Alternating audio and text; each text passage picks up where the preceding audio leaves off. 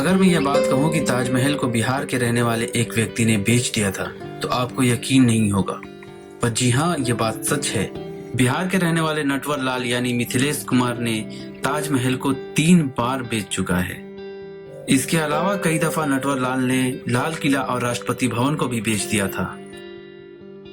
दोस्तों, क्या आप जानते हैं कि 1965 और 1971 में भारत और पाकिस्तान युद्ध के दौरान ताजमहल को दुश्मनों के हमलों से बचाने के लिए कपड़े और बांस के खंभों से ढक दिया गया था।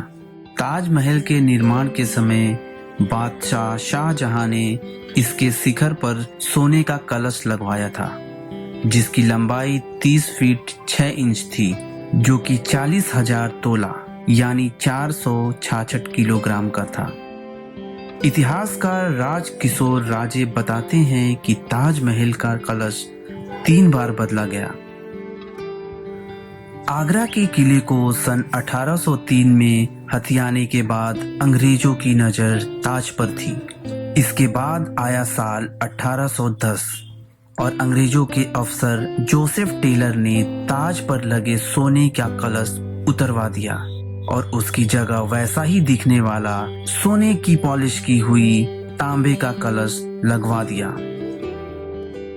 अगर सोने का कलश वहां होता तो उसकी कीमत आज 137 करोड़ रुपए होती।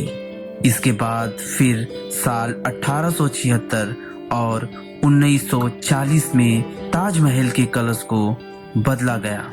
मौजूदा कलश कांसे का है।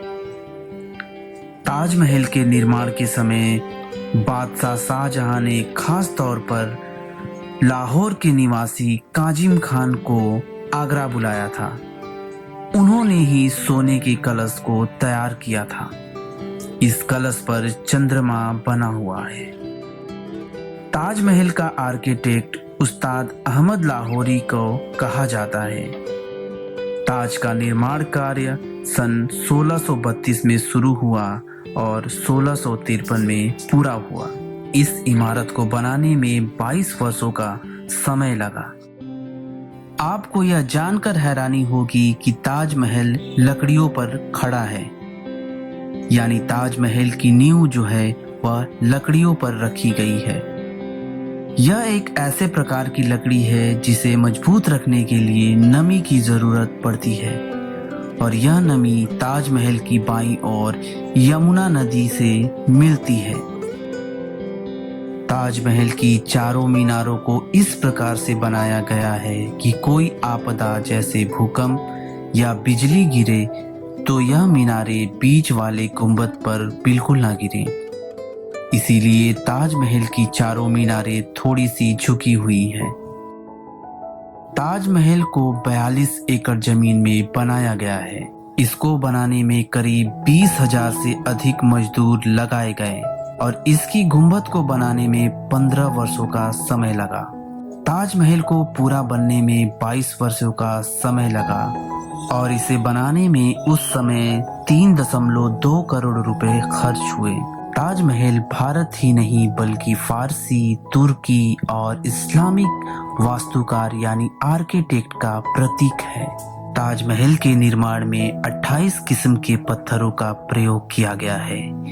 यह पत्थर बगदाद, अफगानिस्तान, तिब्बत, मिस्र, रूस, ईरान आदि कई देशों से और राजस्थान से मंगवाए गए हैं। इन पत्थरों का ही कमाल है कि ताजमहल सुबह के वक्त गुलाबी, दिन में सफेद और रात में सुनहरा नजर आता है। दोस्तों, आपको यह जानकर हैरानी होगी कि ताजमहल भारत की सबसे ऊंची मीनार यानी कुतुब मीनार से 3 मीटर अधिक ऊंचा है।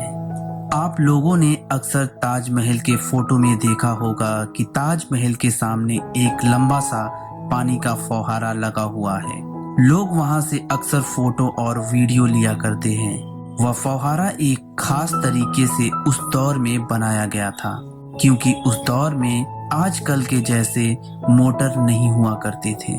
दरअसल उसके नीचे एक टैंक लगा हुआ है, जो टैंक भरने पर दबाव के कारण फौहारे एक साथ पानी छोड़ना शुरू कर देते हैं, जिससे कि ताजमहल की खूबसूरती में 4 चांद लग जाते हैं। दोस्तों, आपको ये जानकर आश्चर्य होगा कि ताजमहल दुनिया में सबसे ज्यादा देखे जाने वाली इमारत है।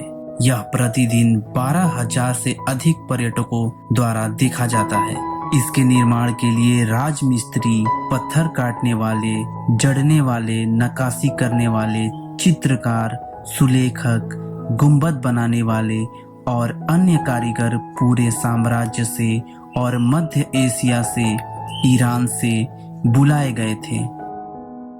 1,000 से अधिक हाथियों के जरिए ताजमहल के निर्माण का सामान लाया गया था। इस मकबरे के निर्माण में लगभग 8 अलग अलग देशों से सामान लाया गया था।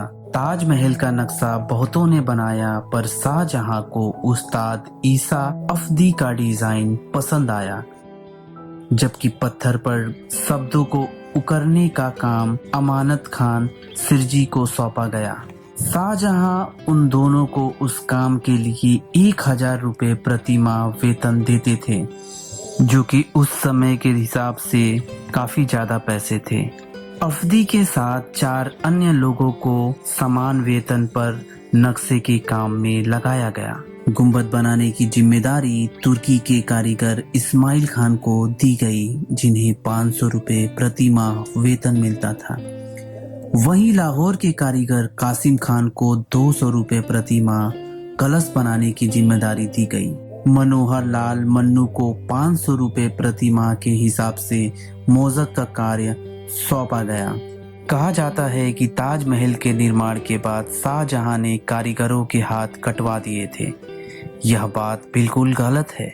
दरअसल शाहजहां ने ताजमहल के निर्माण के बाद कारीगरों को जीवन भर काम ना करने का वादा किया और कारीगरों को इसके बदले आजीवन वेतन देने का वादा किया। 400 साल पहले शाहजहां ने ताजमहल के पास मजदूरों के रहने के लिए ताजगंज नाम की एक बस्ती बसाई, जहां आर्किटेक्ट और मजदूर रहा करते थे। अब भी उन मजदूरों के वंशज वहीं रहा करते हैं। यहाँ रहने वाले ताहिरुद्दीन ताहिर का कहना है कि उन्हें इस बात का गर्व है कि उनके पूर्वजों ने ताज के निर्माण में हिस्सा लिया, और हाथ काटने वाला अफवाह बिल्कुल गलत है।